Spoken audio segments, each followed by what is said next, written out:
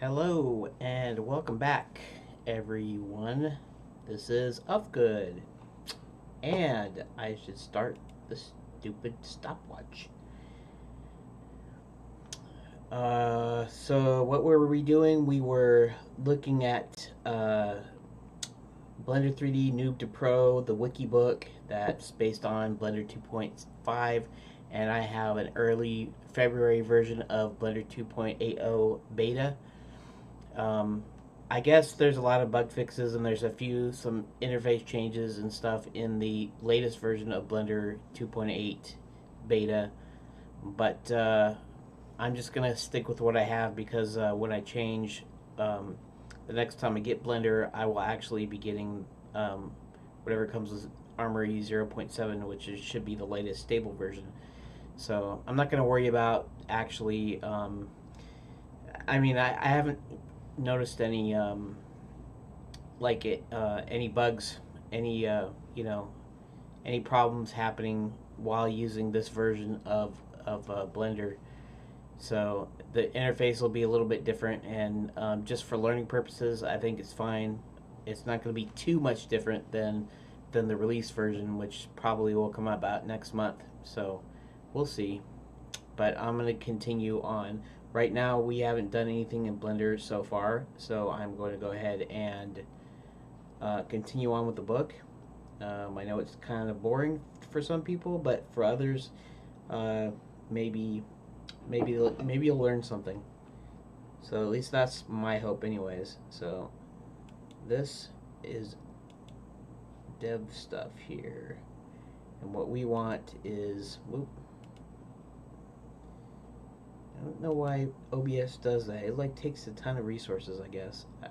I'm guessing it's just because the video is too much, but whatever. Vlog, that's today's. Actually, I can go into here and see which one we're on here. So we'll be on update number 172. It's actually update 173, 173, 174, so 175, 176, because it's going to be four of them. That's usually what I do. I do 4 days, so yeah. So it'll actually be update 173, but the name will be 172 because I started on a 0 and blah blah blah. Okay, that's boring. Okay, so we are going to go ahead and go and look at this. If it, I have to do that, and then I have to do that because I don't know. It's weird. It's like it's slow, right? Because of OBS taking time. But if I do something and then I do this desktop deal, and it pops up pretty quick. So I'm not sure what's slowing down or why it's slowing down. So now I do know where we were. We were doing coordinate transformations, and I kind of moved over this pretty fast. Transformation is any operation that changes the coordinate values in some way. For example, you pick up an object and move it to a different place in the room without changing its orientation. Then the coordinates of each point on the object relative to the room are adjusted by the amount that depends on the distance and the direction between the old and new positions. This is called translation information. Yeah, ooh, translation. In other words, moving. So you move from one place to another. And then, of course, in Blender, you use the G key to grab instead of the M key to move. I don't know what they must have an option for the M key specifically. So, but they use grab. Do that. Oh, by the way, I got about $6 for a month of the BAT, Basic Attention Token thing. So, clicking on these little ads is helping. I mean, $6 a month doesn't sound like much, and it's not that much. But you never know if the cryptocurrency might ever like go up. Like BATs might eventually be of some worth, and so I'm not paying anything other than clicking on the ads. So that's still pretty cool. And I suppose I shouldn't be saying that in the stupid video, but whatever. That's just, that's just me, I guess. Okay, so transformation is moving an object to a new location, irrespective of its rotation, scaling, or anything like that. Simply turning an object without moving from its original location is called rotation, because you rotate it. If the object were to get bigger or smaller, that is a scaling transformation. In the real world, only a few objects can be scaled in this way. For example, a balloon can be inflated or deflated to a larger or smaller size, but a bowling ball cannot. Regardless of what can and can't be resized in the real world, any object can be scaled, resized in the world of computer graphics. Scaling may be uniform, i.e. applied equally in all dimensions, or non-uniform. And this is supposed to be just like an example of that, but yeah. I mean, I could actually go into Blender and to kind of show you, but you kind of get the idea. Scaling is making it bigger or smaller. Rotation is rotating it, and translation is just moving it. Let's see, main types of transformations. Right, linear transformations, lines that were straight before remain straight. Become curved.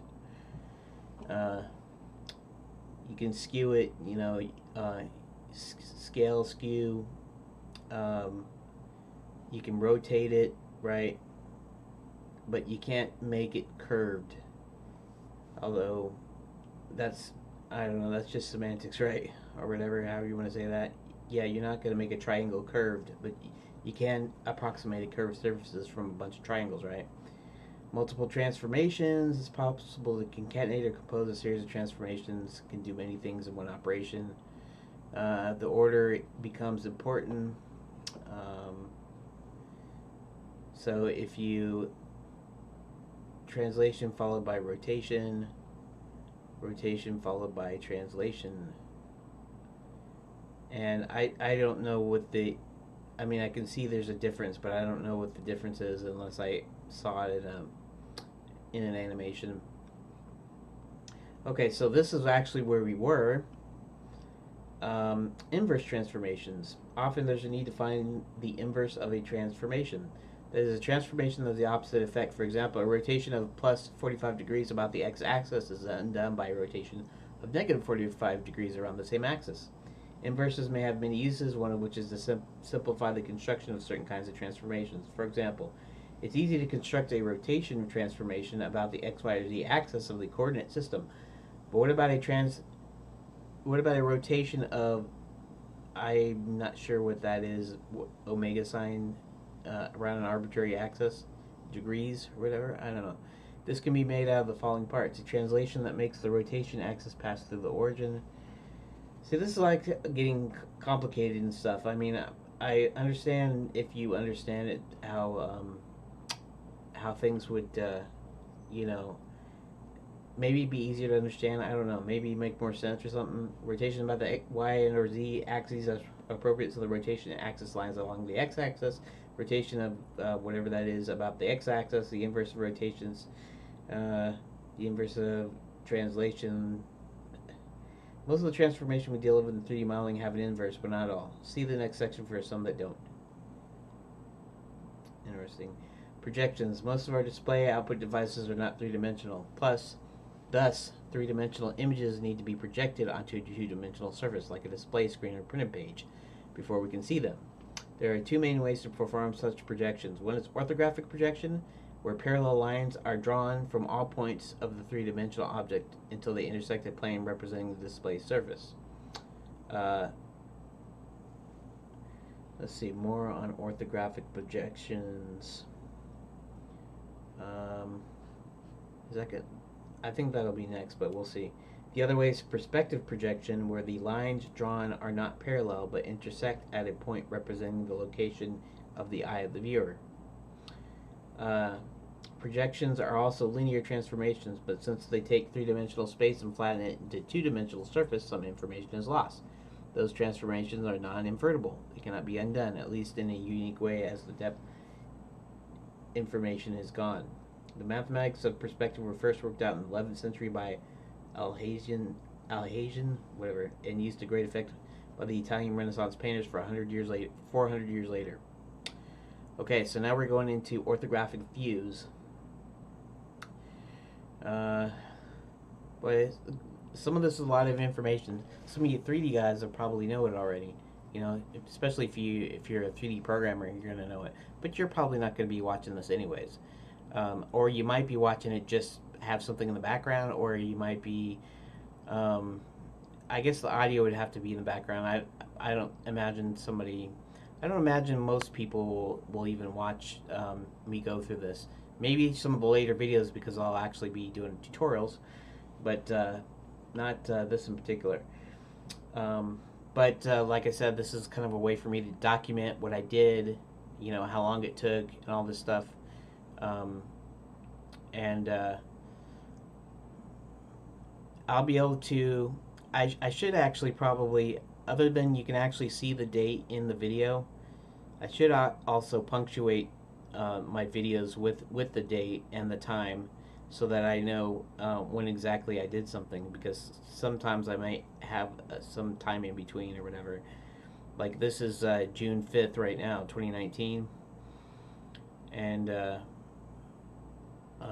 who knows, you know, maybe I do a bunch of them today, which I probably won't because I don't have enough time now.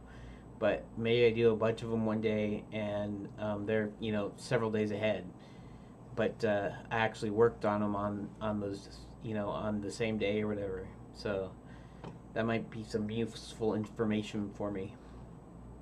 Anyways, Blender provides two ways of viewing 3D scenes, orthographic and perspective. In order to use them effectively, you need to understand their properties. Okay, I am going to actually stop here because we're at the end of our time, and I wasted it talking, which I don't know. That's what I do when I'm talking. So this is still in reference to the game. Actually, I may not do the book straight through. I mean, I'll do it straight through to the end, but I may decide on a couple of days of doing like story. Like I want to get back to doing some of my story because I got to start actually making progress on the game. This here learning stuff is necessary for me to learn how to use Blender effectively, but it's not it's not directly applicable to the game itself, which is doing the story. Yeah, learning how to use Blender because I'm going to use it in my game is directly applicable, but I'm not working on my game when I'm actually learning stuff, right? So, yeah, every so often I'm gonna, you know, switch into different modes. In fact, I might here. I'll tell you about that later because we're at the end of this video. So I will see you in the next video. Thanks for watching.